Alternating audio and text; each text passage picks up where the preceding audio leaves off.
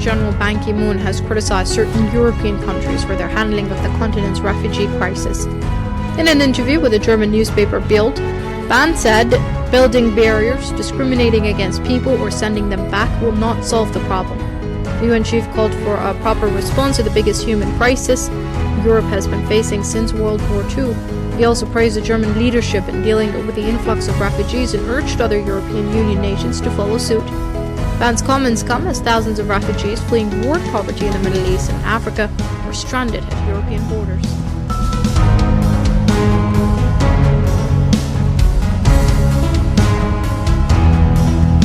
So my plea today is that we need governments around the world to show leadership, to analyze the situation, to understand exactly what their countries can do, how many refugees they can assist, and how, in which particular communities, and to what time frame, to explain this to their citizens and address their fears based on not emotion, but on a measured assessment of what can and must be done to share the responsibility and to get on top of this situation.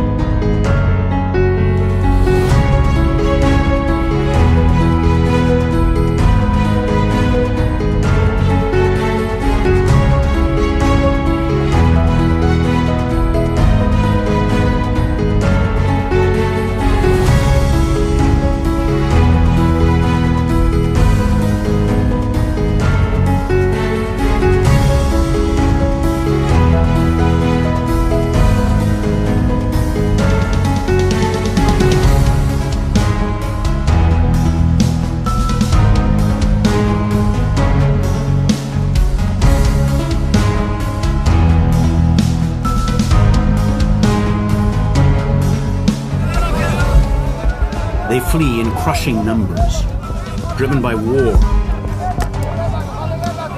by ethnic conflict, by natural disasters, by fear.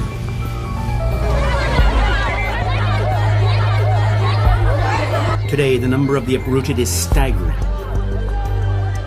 59.5 million forcibly displaced in 2014. waxaa dhacay in halkaa tacadiyo nolol geysta waxyaalo fara badan oo jirkayga iyo nafteeda baa طبعا قتل كان بجنبي واحد كمان قتل براسه تمام انا اكلت 5 طلقات بالمنطقه هاي بعد ما اصابت خلص شعرت انه خلص انتهت حياتي الالم كان ما يوصف. The numbers explode upwards. 13.9 million newly displaced people. 11 million within their own country. That's the highest figure on record. A small city fleeing every day.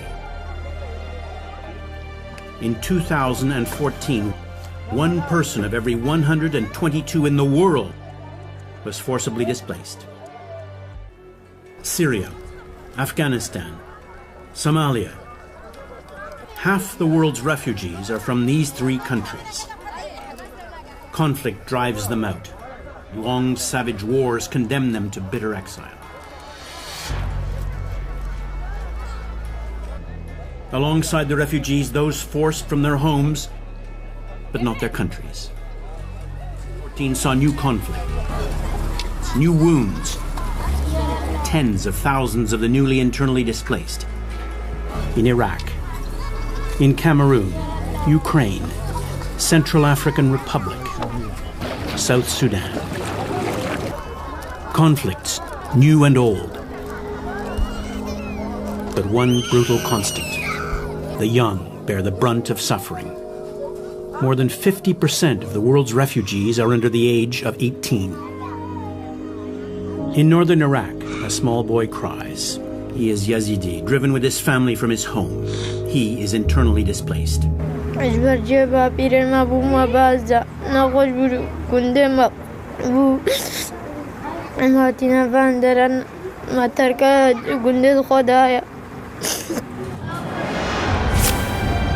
And ye shall hear of wars and rumors of wars. For nation shall rise against nation, and kingdom against kingdom. And there shall be famines, and pestilences, and earthquakes in diverse places. All these are the beginning of sorrows. I appeal to all governments to expand safe and legal channels of migration and act with humanity, compassion, and in accordance with their international obligation. This is a human tragedy that requires a determined collective political response.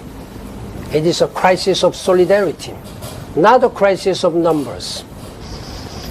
The UN chief also says there should be understanding that people are risking their lives to flee wars, political instability and insecurity. The first priority must be saving lives and providing humanitarian assistance. Ban Ki-moon's comments came after 71 migrants, including 4 children and a baby, were found dead in a truck on an Austrian highway on Thursday, as we've just reported.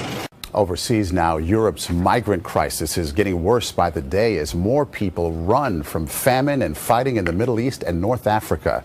Today, the UN said more than 300,000 have crossed the Mediterranean this year in rickety boats. Others traveled by land, but not all of them make it. Charlie D'Agata reports 71 were found dead in Austria. Their journey and lives ended here in the back of a freezer truck on a highway in Austria. They appear to have suffocated in the searing heat. Investigators said the back door was wired shut. There were dents on the sides from people apparently trying to push their way out. Police found travel documents suggesting at least some were refugees fleeing the fighting in Syria. And among the dead, they found a young girl, not more than 2 years old. More than 2,000 miles away off the coast of Libya, another tragedy was unfolding. Bodies washed ashore, some of the 200 people who were feared to have drowned when 2 overloaded boats capsized. While rescuers did all they could to save the lives of refugees trapped in the hold of a boat where dozens died from breathing in exhaust fumes. By land and by sea, they're fleeing war and poverty, risking their lives in the hope of finding a better one in Europe. The train station in Budapest, Hungary, is overflowing. It's where we found Hazam al-Qadi, a Syrian refugee traveling with 16 family members, including small children and a baby. There is war. Die everywhere. Die in the street. His brother Hassan tells us he lost a leg to a barrel bomb. And they show me the scars on 3-year-old Midhat from an airstrike. They've heard about the Syrians that perished in the back of that truck who left from here just like they want to. And yet, it is still a chance they're willing to take. Would you get in a truck? Smuggled? No problem. Truck or taxi or train or bus or anything. We need complete. You need to go. Yeah. Whose is this? That's my grandmother. Wheelchair? Wheelchair. And you've pushed your grandmother in a wheelchair? Yes. Where? From Afghanistan. From Iran, Afghanistan? Turkey. Next. That's thousands of miles. Okay. That's so hard. Hard. Yes. How old are you? I'm 18. And you've pushed your grandmother for thousands of miles? Okay. Yes. Will you ever give up? Will you ever stop? That was so hard. You'll always keep on going? Okay. Past 10 minutes, the first Syrian refugees to settle in the United States arrived in Kansas City. Well, the controversial new plan includes bringing 10,000 Syrians escaping civil war to America. But critics say this puts our national security at risk. We need to be clear about the origin of the war on terror. We need to be clear about the origin of the war on terror. We need to be clear about the origin of the war on terror.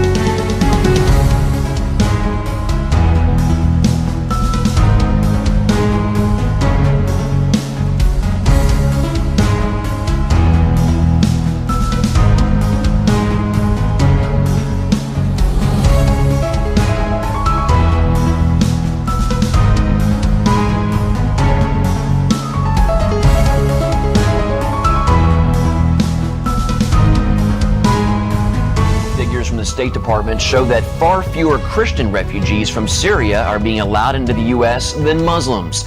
Since the beginning of 2016, 1,103 refugees have been let into the country.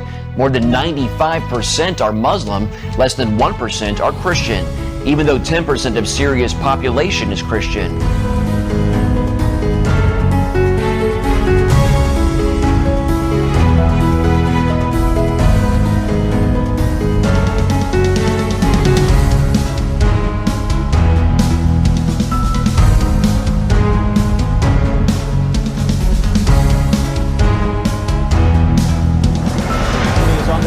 In Europe, and something else is starting to take its place. Muslims will soon outnumber practicing Christians in Europe.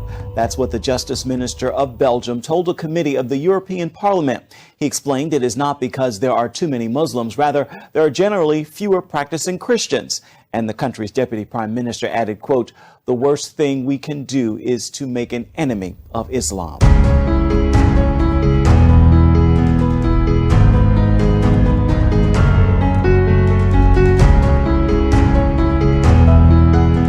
Calling UK Prime Minister David Cameron racist after he accused London's Muslim mayoral candidate Sadiq Khan of the Labour Party of having links to ISIS. But London could be on the verge at this very second of electing Khan their first Muslim mayor. Joining me now, Zuhdi Jasser and Mike Gauss. Zuhdi, I want to start with you. A lot of different things here. Now, on one hand, you've got a Muslim who may become a mayor of one of the major cities in the West. I mean, with one of the longest histories.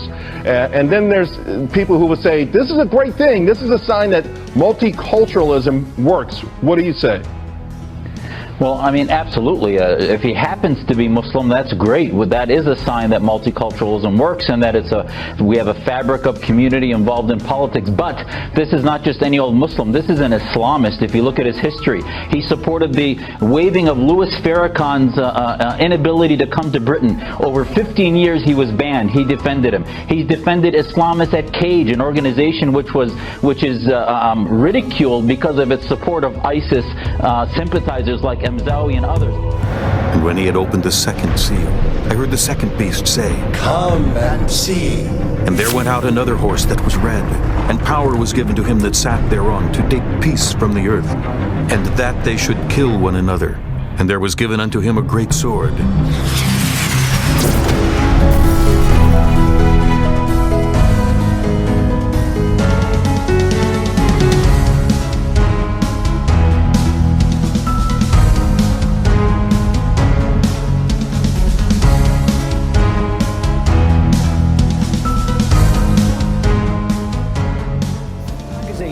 Young children, which appears to entice them into radical Islamic ideas, meantime, has been published in Turkey. It's a colourful comic featuring scenes of parents sharing the benefits of religious martyrdom with their youngsters. Behind it is the Turkish government department responsible for religious affairs called Diyanet. The Turkey's president now is currently on tour to promoting the agency.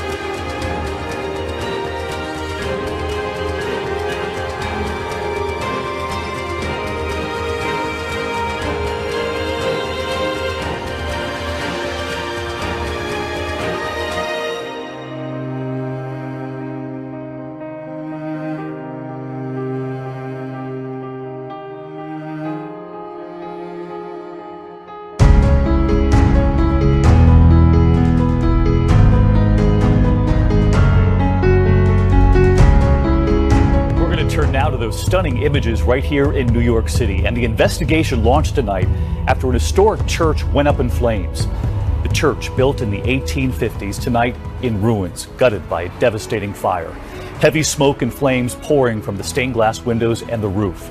ABC's Lindsay Janis is on the scene this evening, the fire breaking out just hours after holiday services. Oh my gosh, it's just getting worse. Tonight, investigators searching for what sparked this raging inferno. Flames shooting out of a giant circular stained glass window. 170 firefighters battling the ferocious blaze for hours. I'm personally heartbroken. I can't believe it's actually happening. Parishioners crying and hugging, watching the building burn. Just hours earlier, the Serbian Orthodox Cathedral posting this image of hundreds inside, celebrating Easter.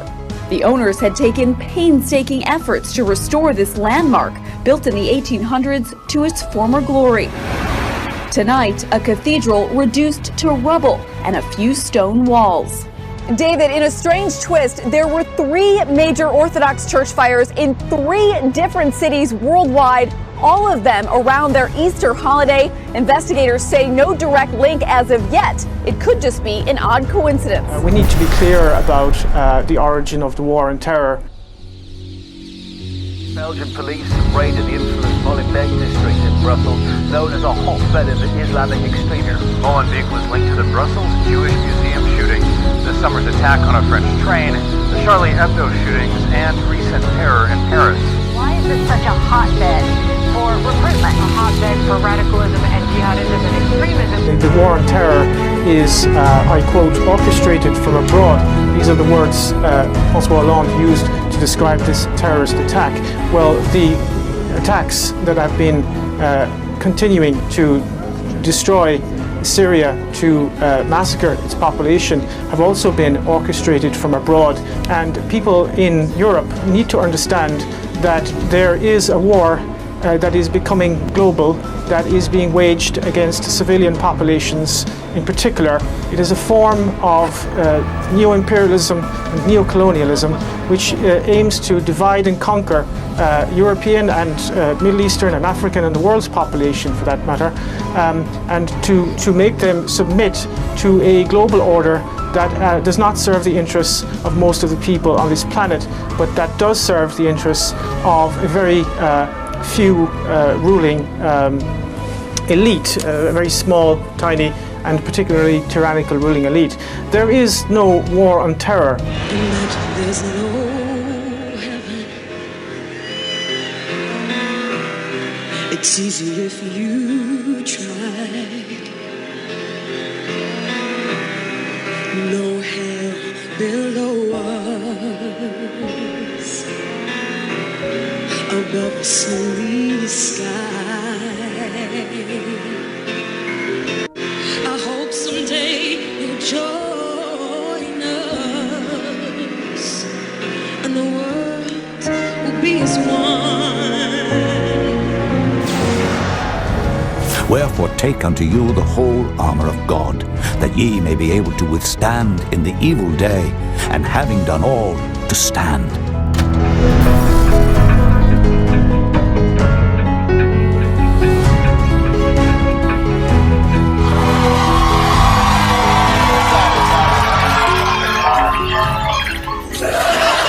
Right? Yeah. What is it? Come on, Jimmy. Seriously, the time is up. People are hip to this kind of stuff. I'm here tonight to blow the lid off it, to be the whistleblower. I'm sick and tired of the secrets and the lies. It is the secret symbol of the Illuminati, and you're a part of it for years now.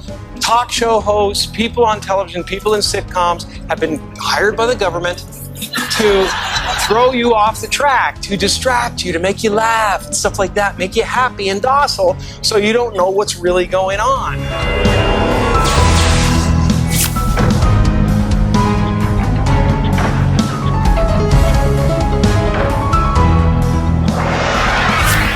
And they said, "Go to, let us build a city and a tower whose top may reach unto heaven, and let us make us a name, lest we be scattered abroad upon the face of the whole earth."